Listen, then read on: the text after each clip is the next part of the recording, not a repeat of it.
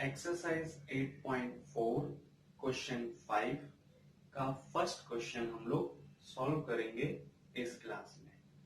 और ये जो क्वेश्चन हमारा बोर्ड में हमें दिख रहा है, इस क्वेश्चन को सॉल्व करने के लिए हम लोग कुछ आइडेंटिटीज का यूज करेंगे और वो आइडेंटिटीज आपको हमेशा रटी हुई होनी चाहिए, क्योंकि अगर वो आइडेंटिटीज आपको रटी हुई नहीं होंगी तो यार आप लोग उस आइडेंटिटी का यूज कैसे करोगे। मान लो अभी तो आपके पास बुक है तो आप हाँ बुक पलटी आपने हाँ देख ली, लेकिन एग्जाम टाइम में कैसे करोगे।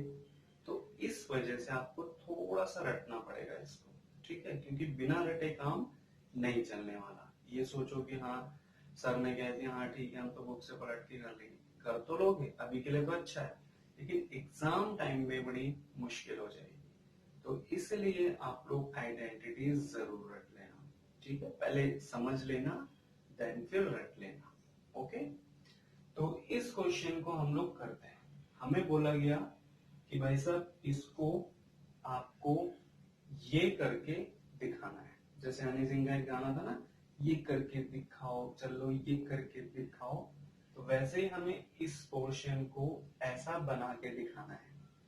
लेकिन इस क्वेश्चन को करने से पहले एक बात आपको ये बता दूं कि इस क्वेश्चन को हम इसको ऐसे भी चेंज कर सकते हैं और इसको ऐसे भी चेंज कर सकते हैं। लेकिन कई बार क्या होता है, टीचर जो होते हैं हमारे स्कूल के वो ये बात कहते हैं नहीं नहीं ये नहीं करना, नया मेथड नहीं, सिर्फ एलएचएस को आरएचएस में ही करो, आरएचएस को एलएचएस में नहीं करो।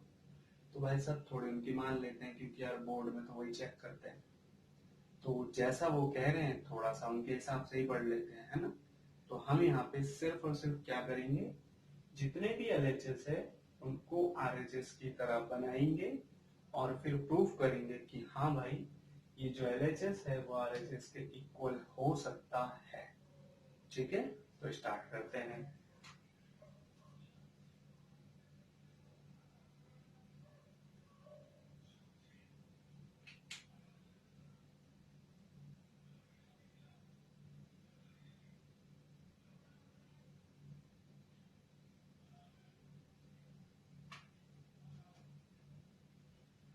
इस कॉसेक थीटा को मैं लिख लेता हूं 1/sin थीटा के फॉर्म में, माइनस, और इस कॉट थीटा को मैं लिख लेता हूं cos theta minus sin theta के फॉर्म में, स्क्वायर। ठीक है, लेकिन ध्यान रहे हम यहाँ पे सिर्फ और सिर्फ एलएचएस पोर्शन ही सॉल्व कर रहे हैं, राइट हैंड साइड नहीं, यानी आरएचएस सॉल्व नहीं कर रहे हैं। ठीक है, और एक चीज और, क्योंकि मैंने ये जो वैल्यूज पुट की है ये कहां से की, आइडेंटिटीज से की। कहां से कि जो आइडेंटिटीज है, यानी कॉसेक थीटा को हम 1/sin थीटा के फॉर्म में लिख सकते हैं और कॉट थीटा को हम cos theta upon sin theta के फॉर्म में लिख सकते हैं। ये हमारी आइडेंटिटीज में आता है। और भी कोई आइडेंटिटीज रहेंगी तो मैं बोर्ड पे लिखता रहूंगा, ताकि आपको ध्यान रहे कि हाँ ये जो सर सॉल्व कर रहे हैं वो कहाँ से कर रहे हैं। ठीक है, अब कई बच्चे बोलेंगे सर कॉसेक थीटा को तो और भी किसी तरीके से सॉल्व कर सकते थे। बिल्कुल कर सकते हैं। देखो यार ये जो क्वेश्चन है ना, इसको सॉल्व करने के लिए आपको सिर्फ और सिर्फ आइडेंटिटीज याद होनी चाहिए। ऐसे क्वेश्चन को सॉल्व करने का कोई एक फिक्स मेथड नहीं होता। ये नहीं टीचर्स ने बता दिया हाँ साइन थीटा और कॉस थीटा कौन साइन थीटा के फॉर्म में करना है तो आप वैसे करने लग जाओ, नहीं। मैं फिर से कह रहा हूं, इस क्वेश्चंस को करने का कोई फिक्स मेथड नहीं होता, ये बात आप दिमाग में बैठा दो।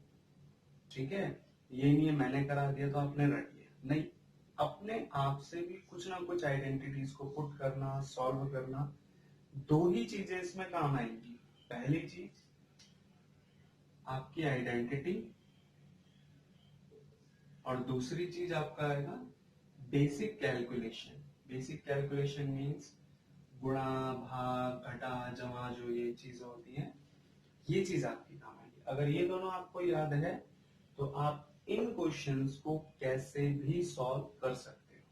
ठीक है, मैं वो आपको आगे भी दिखाऊंगा कि एक मेथड से नहीं दूसरे मेथड से किस तरीके से सॉल्व कर सकते हैं, लेकिन अभी क्योंकि सॉल्यूशन समझाना है तो वही करते हैं।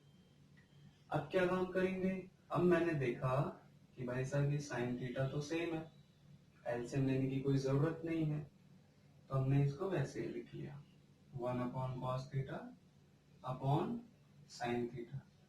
अब ये कॉमन स्क्वायर, अब मैंने क्या करा कि भाई साहब इस कॉमन स्क्वायर को हटा देता हूँ। क्यों? क्योंकि यार कोई आइडेंटिटी तो बन ही नहीं रही। अगर मैं साइन थीटा को सॉल्व करूंगा तो साइन थीटा वापस 1 अपॉन कॉसेक थीटा हो जाएगा, और 1 माइनस कॉस थीटा कुछ होता नहीं, कॉस थीटा हमारा फिर से वही सेम हो जाएगा 1 अपॉन सेक थीटा के फॉर्म में, लेकिन उसकी जरूरत हमें नहीं है इसलिए। तो मैं इसको क्या करता हूँ, अलग अलग कर लेता हूँ। ये स्क्वायर इस पर भी आ गया और ये साइन स्क्वायर थीटा इस पर भी आ गया। ठीक है, ये बात ध्यान रखना। अब साइन स्क्वायर थीटा की जो आइडेंटिटी है वो कुछ इस तरीके से है 1 माइनस कॉस स्क्वायर थीटा। आप इस 1 को 1 square minus cos square theta भी लिख सकते हैं, क्योंकि 1 का स्क्वायर ऑलवेज 1 होता है इसलिए। तो उस लिहाज से ये जो वैल्यू है इसको मैं क्या लिख लेता हूं, जो मैंने नीचे लिखा है इसको मैं लिख लेता हूं 1 square minus cos square theta. अब मैंने कहा था ना आपको आइडेंटिटी के साथ साथ बेसिक कैलकुलेशन। अब इसमें भाई साहब अगर हम ध्यान से देखें और इसमें हम ध्यान से देखें तो इसमें a माइनस बी का होल स्क्वायर वाली आइडेंटिटी बन रही है, और इसमें a square minus B square वाली आइडेंटिटी बन रही है। इसको मैं कैसे लिख सकता हूँ, a माइनस बी और a माइनस बी अलग अलग करके। इसको मैं लिख सकता हूँ a माइनस बी और a प्लस बी के फॉर्म में। तो यही चीज और वो आइडेंटिटी वो बेसिक कैलकुलेशन में इसमें अप्लाई कर देता हूँ। ठीक है, तो ये हो जाएगा हमारा कुछ इस तरीके से 1 minus cos theta into 1 minus cos theta upon, और ये भी हो गया 1 minus cos theta into 1 plus cos theta. अब क्योंकि दोनों वैल्यूज इनटू में है, ये भी दोनों वैल्यूज इनटू में है, इसलिए इससे ये कैंसिल हो सकता है और हो जाएगा। कैसे? भाई साहब इमेजिन करो ये नंबर मल्टीप्लाई में है और ये नंबर मल्टीप्लाई में है, तो क्या मैं इस नंबर से ये नंबर कैंसिल नहीं कर सकता? तो उस रूल के हिसाब से ये भी कैंसिल वैसे ही हो रहा है। अब बचा क्या, ये बचा, और ये हमारा राइट में है, तो हम क्या लिखेंगे, hence LHS equals to RHS, क्योंकि भाई साहब LHS हमारी वैल्यू आ गई 1 minus cos theta upon 1 plus cos theta, और RHS भी हमारी क्या है 1 माइनस कॉस थीटा और 1 प्लस कॉस थीटा। ठीक है, तो जो चीज हमें प्रूव करनी थी वो चीज हमने प्रूव कर दी। आप इस चीज को RHS को भी सॉल्व करके LHS के फॉर्म में ला सकते हो। मैं नेक्स्ट क्लास में आपको RHS को LHS के फॉर्म में कैसे सॉल्व करते हैं ये भी सिखाऊंगा, ताकि आप दोनों मेथड सीख सको। ये नहीं है भाई साहब टीचर वही बेसिक चीजें पढ़ा रहे हैं, पुराना ट्रेडिशनल पढ़ा रहे हैं तो हम भी वही सीखें, नहीं। मैथ्स सीखनी है तो एक्सपेरिमेंट करना जरूरी है, बिना एक्सपेरिमेंट के मैथ्स आप नहीं सीख सकते, ये बात ध्यान रखना। दूसरी चीज, मैथ्स करते करते बेसिक्स आपको आने चाहिए। अगर बेसिक्स नहीं आएंगे, आइडेंटिटीज नहीं आएंगी तो क्वेश्चन होगा ही नहीं। ठीक है, तो कभी भी मैथ्स से डर के मत भागा करो, मैथ्स को पढ़ा करो, मैथ्स सीखा करो। ठीक है, और हाँ मैं क्या बताने वाला था आपको, और इन क्वेश्चंस को आप कैसे भी सॉल्व कर सकते हो। दो चीज का हमेशा ध्यान रखना, आइडेंटिटी का और बेसिक कैलकुलेशन का। ये दो बातें आपको आ गई तो मतलब ट्रिग्नोमेट्री का ये जो चैप्टर है, ये जो क्वेश्चन है आपको आ जाएगा। ठीक है, क्लास पसंद आई है तो लाइक कर देना, और ज्ञानती एजुकेशन पे नए स्टूडेंट हो तो सब्सक्राइब कर देना, अपने दोस्तों को भी शेयर कर देना, और कोई भी कैसा भी डाउट है तो कमेंट कर देना। ठीक है, फिर मुलाकात होगी नए क्वेश्चन के साथ। नए क्वेश्चन का मतलब मैं आपको जो कह रहा हूँ कि आरएचएस को एलएचएस में कैसे सॉल्व करना है, नेक्स्ट क्लास में मैं आपको ये चीज सिखाऊंगा। ठीक है, तब तक के लिए गुड बाय।